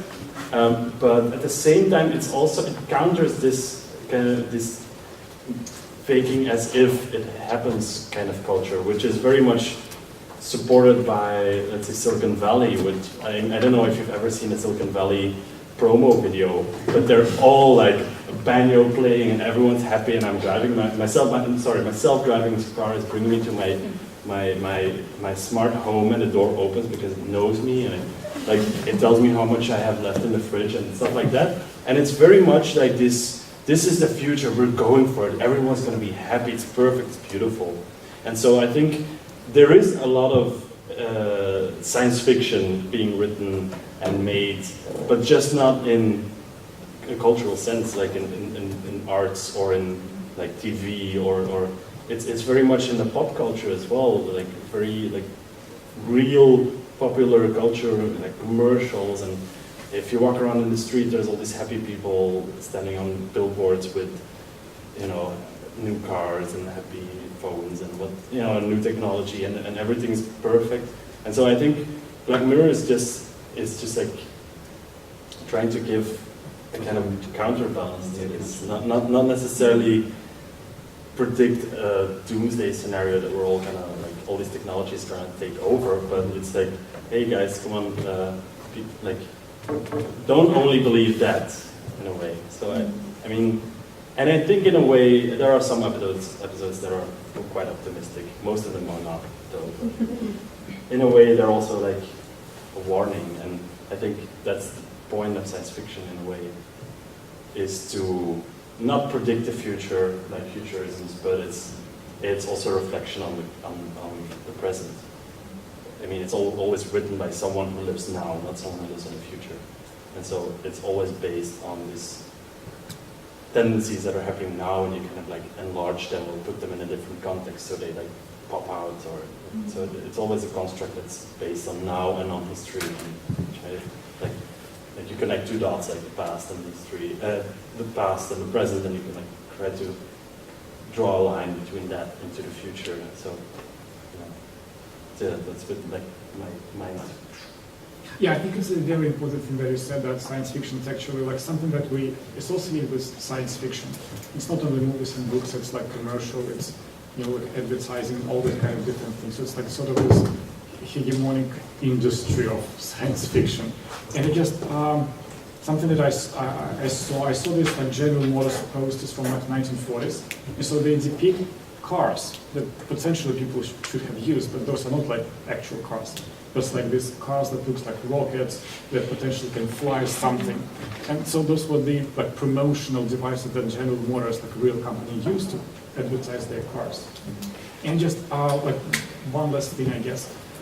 There's just an idea that I had the other day. I think that, again, this connection with science fiction and the idea of future, they are so strongly connected. This is also not some historically inevitable model, something natural. And this connection is also a product of social construction and advertisement. For example, we all know that Jules Verne and Herbert Wells, they're like the first science fiction writers.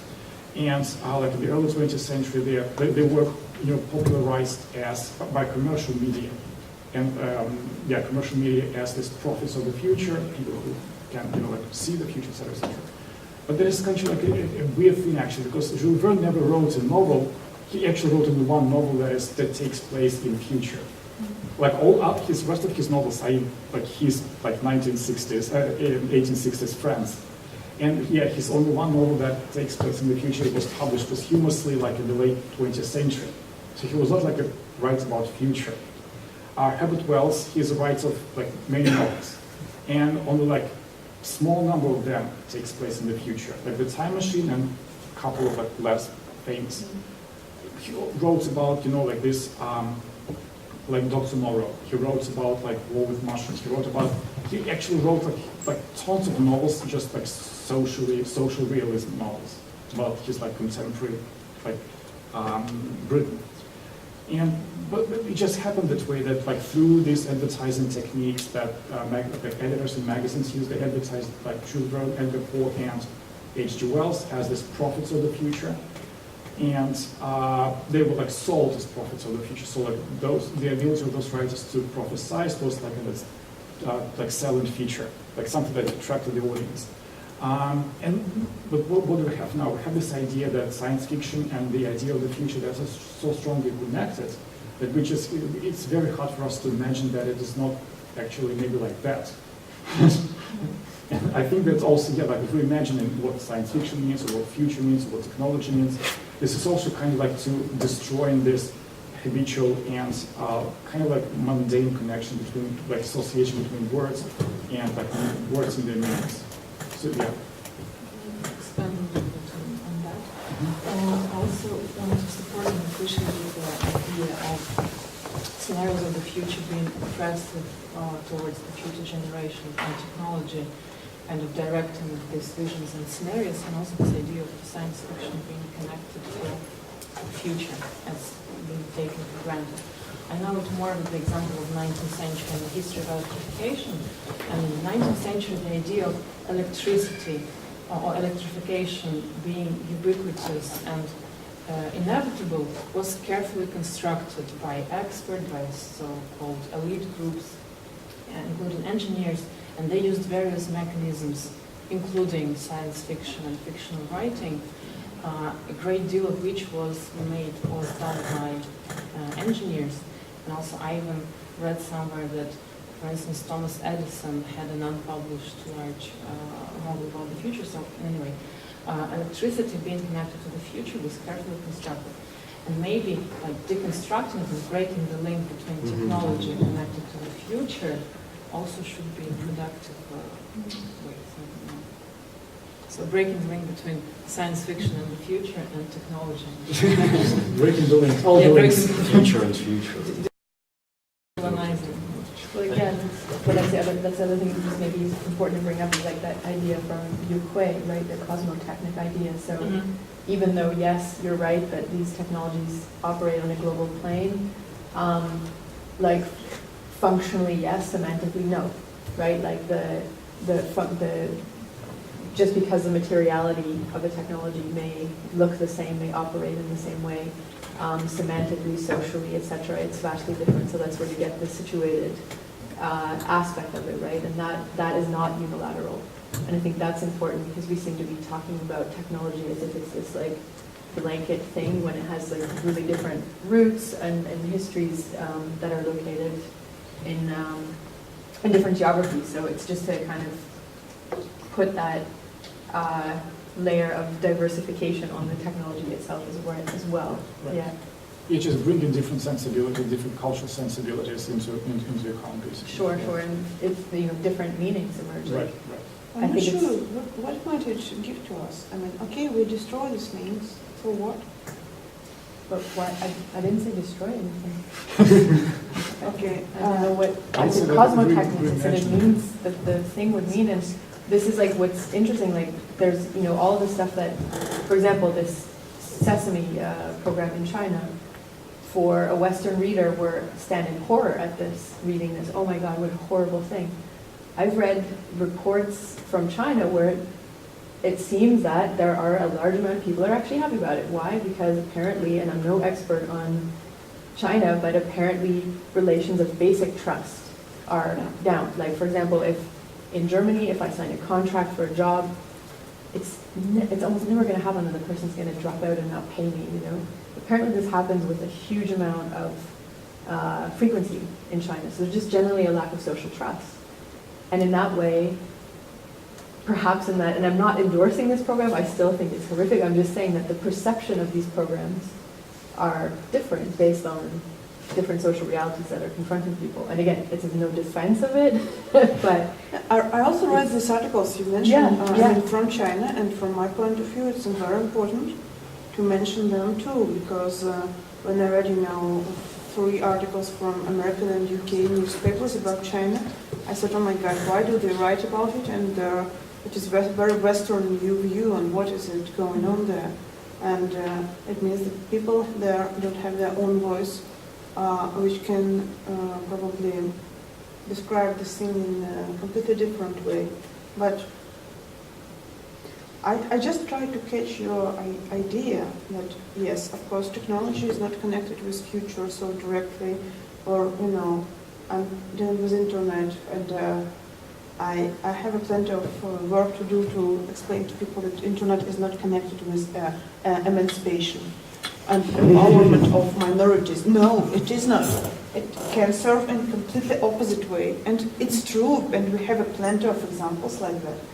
Now, okay, thanks to Evgeny Morozov and other technics critics, it became a common sense idea, but like 10 years ago it was not a common sense idea. But okay, we say that technology is not about future, and we might think about them in a different way. And what do we get from it? I mean, what does it mean for us? What can it, you know, what are their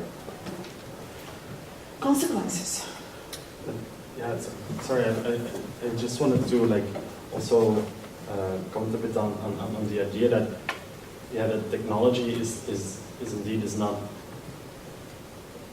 everything, but it's kind of like at a certain moment it also is everything. And so, for example, so I thought the electricity thing, so electricity in the beginning of the 20th century is super interesting, because they're like, and it's a very human thing to do, I think, is to find like this one cure for everything. The one technology that solves all, like the one ring. And so you have electricity, and it lights, or it gives light, runs engines. What if we put it on people? Let's electrify people and we'll solve everything.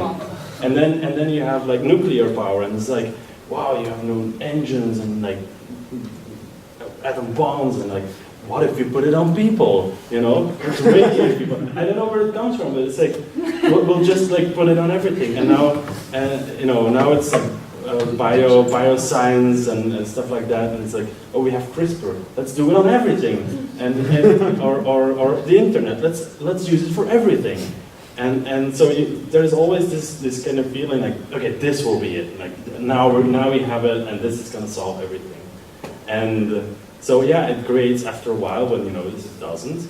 There's this moment of like extreme pessimism about it, and then you kind of realize, oh, but we still could use it for nice things, and then suddenly there's this new thing. So you always have to keep on going in this way. But yeah, I don't really know where I wanted to go with this, but I thought it was interesting. Yeah, I have a way to present it. But actually, when you were speaking about it, like this one thing that's going to solve everything, this is actually a structure of an advertisement. Like, I don't know, TV shop, like this new brush with, I don't know, whatever added to a smartphone, added to it is going to solve all your problems, and then you show different uses of this. And especially the problems that you didn't know you had. Yeah. And it's interesting how this like market narrative, I don't know if it's a market narrative or it's a different narrative, but it's obviously used by market. Yeah, how it's very marketing actually narrative is also very, it resembles also some kind of religious narrative of spasение in English. Salvation, yes, something that brings like some like, but not in the sense of like, it's not a conventional religious narrative, because in salvation it's not something that solves our problems, but maybe faces such thing. I'm not sure, but the temporality of salvation, which is like the temporality of salvation, which is multi-fied. Yeah, that is. It's not a single point of salvation, but salvation like every time, and also we can also think of rhetorics like, I don't know, that very like global organizations that like I don't know, United Nations use like the rhetorics of global problems, or I'm not sure if that's a correct phrase, global problems, right? That the human history is this kind of linear temporality of solving global world problems, like from one problems to another and then to the next one. So it's very interesting. Like, so this question of technologies as a solution to various problems is interesting place in which all these like narratives meet. Marketing narrative is also kind of used in startups, which startups is like, I don't know, we don't know any like new technologies produced by startups, like by this like 20-year thing, like 20-year obsession with startups. But the thing that they can produce is this like TV show narrative of this thing is going to solve all your problems. It's actually like, it's interesting. So the very question, like for cultural studies, is how it's kind of why we see like advertisement of startups as something fresh compared to, I don't know, advertisement of like regular TV show on TV that like, I don't know, housewives like watch and want to order or something. Yeah, why it's new? Why it's this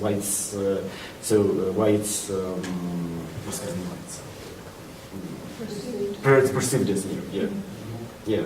You wanted to? Yeah, no. It's just because I have to think about what was said in the beginning about this idea of suffering, and you know that suffering is part of life, and that we should also like accept it that way in a way, but I kind of disagree with that, because it's actually the entire point of creating technologies. Like what you're saying is like you know, this is gonna solve all our problems, and people want these problems to be solved. They don't want to suffer.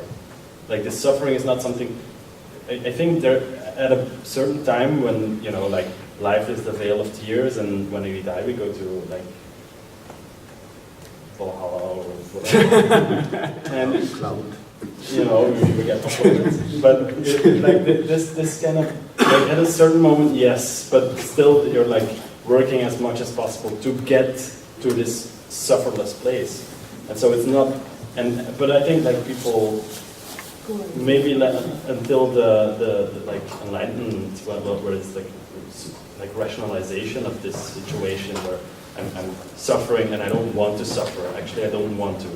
I'm going to do everything I can about it so I don't have to suffer. And I'm not going to accept it. I'm going to work for the fact that I don't have to suffer anymore. And if I can figure it out, then I will work for that my children don't have to suffer, or then I will, you know. And so we created a lot of things that help us from not suffer. Mm-hmm. So we made heating and electricity and insulation for our houses so we don't get sick, and we create medicine, and we create, like, there's so many things that are not parts, that are technologies and that are not part of like a natural order of suffering, that are exactly produced for us not to suffer. And so I think this human urge is exactly to contest this state of sometimes you have to suffer. And I think a lot of movements, and I do not say maybe every movement, comes from this discontent with the things that if people say, yeah, but that's just the way it is. And I'm like, no, I don't agree with that. You know, I don't want it to be that way. Yeah, so saying like, if you say like, yeah, but sometimes you just have to suffer because that's the way it is, then I would say like extra hard would say, no, that's not. I don't want that. I don't want to suffer. Like I don't want to accept that it's part of life.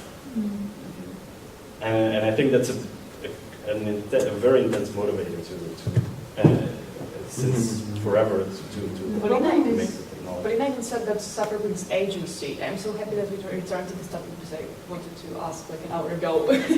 How do you see that? How suffer brings agency? Yeah, I think I can respond to what you said and then try to answer that. When we suffer and there is some method to reduce our suffering, we need to transform ourselves in order to use this technology, for example. And this is a transformation of our understanding of how life is going on. And so if, for example, I suffer from, I don't remember names of diseases in English, some disease, okay? And you say, okay, I have vaccination. So I need to transform my life into something which includes vaccination for me and my kids. For example, to go to a doctor regularly, to make some, schedule of vaccinations, to get oriented in medicines and so on, to acquire some knowledge and so on and so forth. And we say, okay, it's vaccination, it's good for it is social good, and it is a personal good, and so on. So I need to become a part of this social group, people who vaccinate. And so I need to be oppressed by it, because it has its knowledge, it has its norms, and so on. Or if you say vaccination is a controversial subject. It is, I'm pro-vaccination, if it matters. But it's just an example of these micro things which transform our everyday lives. So if I choose not to do this, I need to have a conflict with those who chooses this type of reducing the suffering. So, it's not just you have the pen as a technology and you don't suffer from writing with on a birch like in older times Russian people did it. It means that you need to transform yourself to be a pen user. And this happens each time you use a new technology to reduce suffering. I think it's a brilliant idea actually that these things are connected, and it enables me to answer your question. How I can imagine it that if suffering is I don't like this word, but let's say your personal choice or your collective choice, you need to constrain with some power which makes you part of the collective which chooses not to suffer. If you, brilliant example, we are on the 5th floor, and it is a lift. So you can use a lift and reduce your suffering from climbing up the 5 rows of steps. But if you choose suffering, you can, make you feel better and so on. So these are micro things, but they I think exist in everyday life, and we have to face them each time and choose them. I don't like the term to personal choice actually. So I think that's a problem because most people don't choose suffering. Like think of race relations. An African American male in the U.S. doesn't choose to suffer and to be, have more risk of violence with police interaction. For example, that's not a choice. That's like I know what I'm saying. Of course, but yeah. I don't say about all the types of suffering. It was quite contextual because we talked about different things. Of course, if we choose to be, healthy or ill, we don't choose to have disease. But there are things where suffering from some social problems and not solving them is also an action, not just you don't do anything. This is. But the stairs example is not an example of a social problem. That's just a matter of...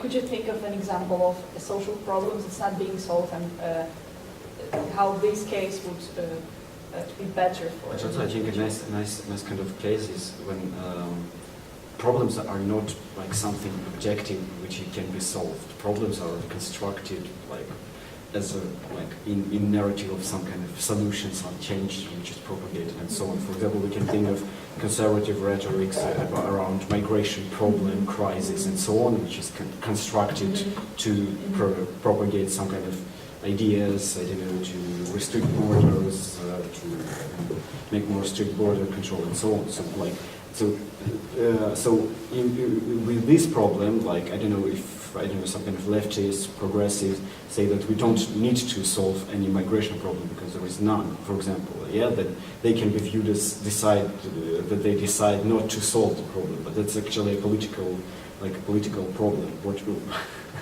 Political question, what is problem and what is not a problem, and so on.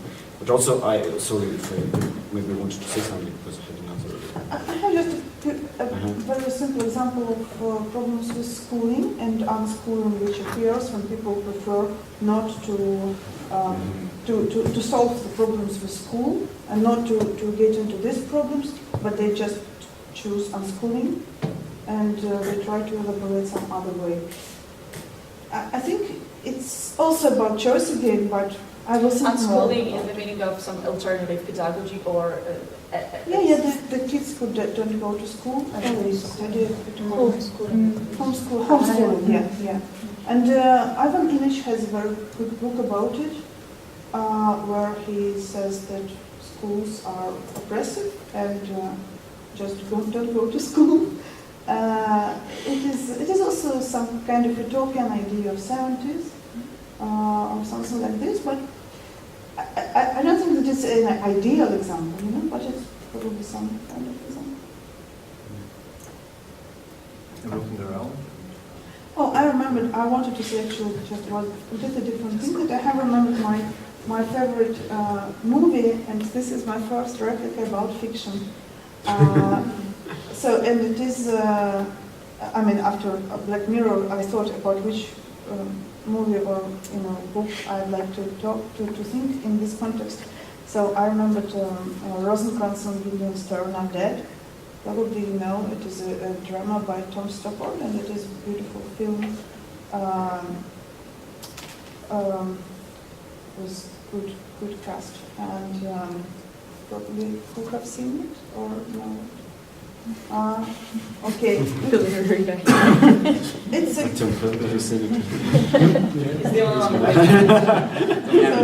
I read it. Just two words that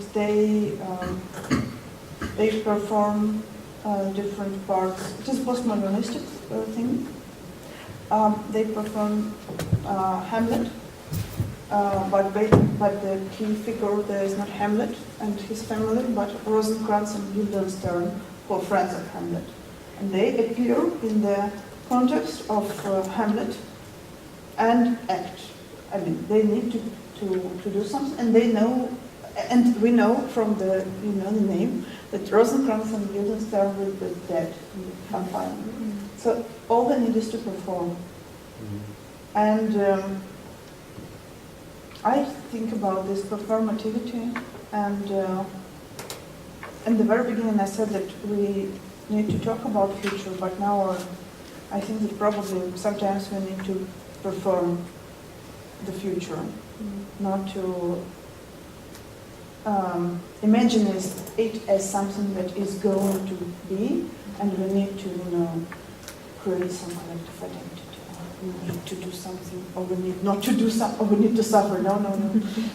But imagination is also performance of action. Yeah, and imagination is included in performance, and every performance includes imagination. But if we change our focus to future as what is performed, it might be also productive, at least to imagine it. So let's perform Utopia. And I would actually propose, so it's like, you should have been at the restaurant like 30 minutes ago. So I would basically, take everyone. So I would, propose a break of 15 minutes during which we'll simply switch rooms to Hinkai number 1, and then continue the discussion over there. So I conclude this round table as closed. And thank you all the speakers, and hope to. No, I would thank you after we'll conclude the second part. But is it like the sia premiata, piatti.